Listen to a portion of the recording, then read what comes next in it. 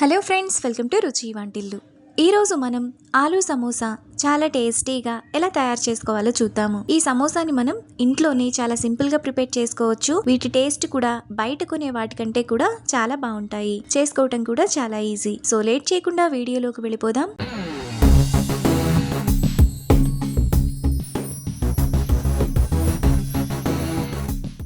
ముందుగా ఆలూ సమోసా చేసుకోవడానికి ఒక బౌల్ తీసుకొని అందులో 2 కప్పుల మైదా, టేస్ట్కి తగినంత ఉప్పు, 1 టీ స్పూన్ వాము వేసుకొని ఉప్పు వాము పిండిలో కలిసేలా బాగా కలుపుకోవాలి.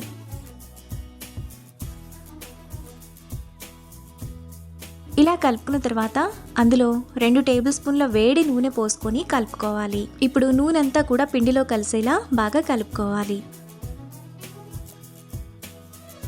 మనం పిండిని కలుపుకుంటే ఈ విధంగా ముద్దలా రావాలి. ఇలా రాకపోతే ఇంకొద్దిగా ఆయిల్ వేసుకొని కలుపుకోండి. ఇప్పుడు కొద్దిగా నీళ్లు పోసుకుంటూ పిండిని గట్టిగా కలుపుకోవాలి. ఇక్కడ చూపిస్తున్నట్టు పిండిని ఈ విధంగా గట్టిగా కలుపుకొని పక్కన పెట్టుకోవాలి. తరువాత స్టవ్ మీద పాన్ పెట్టుకొని 1 టేబుల్ స్పూన్ ఆయిల్ వేసుకోవాలి. ఆయిల్ వేడయ్యాక 1 టీ స్పూన్ జీలకర్ర, సన్నగా తరిగిన పచ్చిమిరపకాయలు 2, కొద్దిగా కరివేపాకు వేసుకొని ఫ్రై చేసుకోవాలి.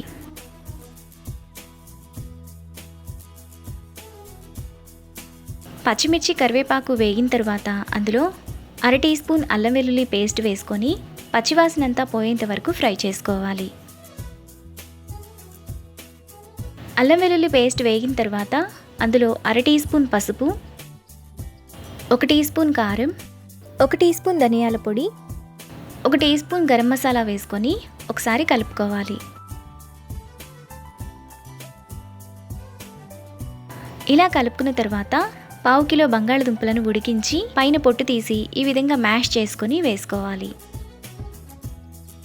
ఇప్పుడు టేస్ట్కి తగినంత ఉప్పు, సన్నగా తరిగిన కొత్తిమీర కొద్దిగా వేసుకొని కలుపుకోవాలి. మసాలా అంతా పట్టేలా 1 నిమిషం పాటు బాగా కలుపుకోవాలి. ఇలా కలుపుకున్న తర్వాత స్టవ్ ఆఫ్ చేసుకొని చల్లారనివ్వాలి. మనకి ఇక్కడ పిండి కూడా కొద్దిగా నానిపోయి ఉంటుంది. ఇప్పుడు ఇలా చిన్న చిన్న ఉండలుగా చేసుకొని పక్కన పెట్టుకోవాలి.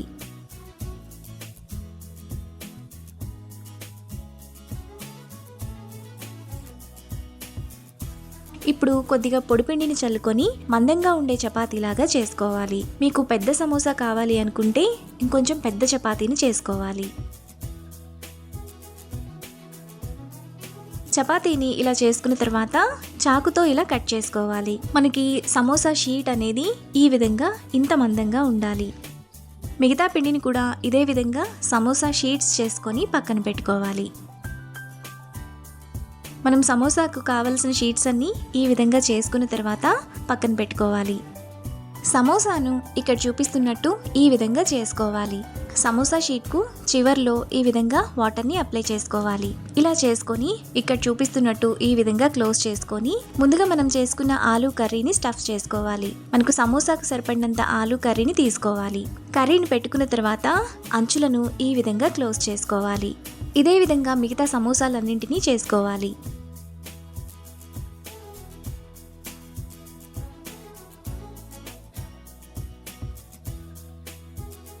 ఇప్పుడు సమోసాలను వేడి నూనెలో ఒక్కొక్కటిగా వేసుకొని ఫ్రై చేసుకోవాలి.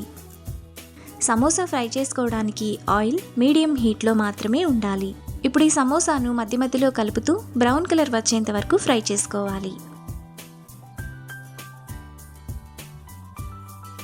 సమోసాలు ఈ విధంగా ఫ్రై అయిన తర్వాత వాటిని ప్లేట్లోకి తీసుకోవాలి. మిగతా సమోసాలను కూడా సేమ్ ప్రాసెస్లో ఫ్రై చేసుకొని ప్లేట్లోకి తీసుకోవాలి.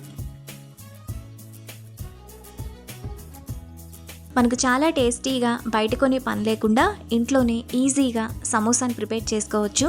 ఈ సమోసాలు పైన క్రిస్పీగా చాలా టేస్టీగా ఉంటాయి. వీటిని మిర్చితో సర్వ్ చేసుకుంటే చాలా బాగుంటాయి. అంతే, ఎంతో సింపుల్గా టేస్టీగా చేసుకునే సమోసా రెడీ. ఈ రెసిపీని మీరు కూడా ట్రై చేసి మీకు టేస్ట్ ఎలా కుదిరిందో నాకు కామెంట్స్లో షేర్ చేయండి.